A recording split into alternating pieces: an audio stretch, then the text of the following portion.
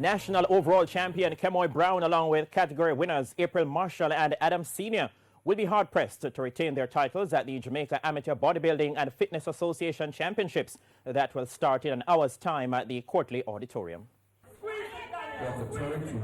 The pre-judging and eliminations for the 14 categories took place on Saturday morning, and based on the times that the competitors were called upon to do their posing, it's evident that choosing each category winner will not be an easy task for the judges. Two-time national champion Kemoy Brown will face 3 rivals in the men's physique class, which he should win easily as he's in a better condition. However, the Mr. Jamaica title will be a tough affair as the other category competitors are in better condition than last year.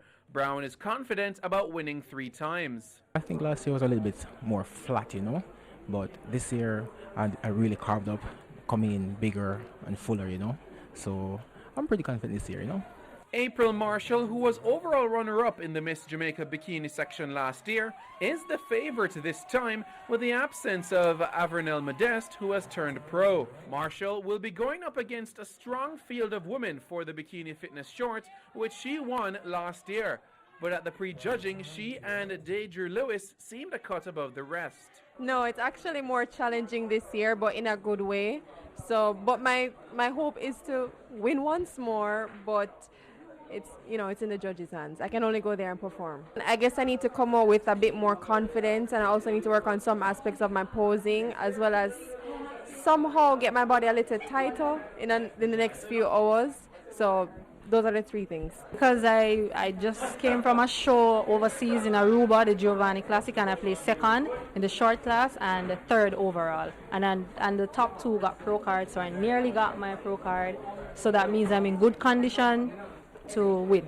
Adam Senior will need to produce one of the best displays of posing to retain his title in the men's physique muscular category.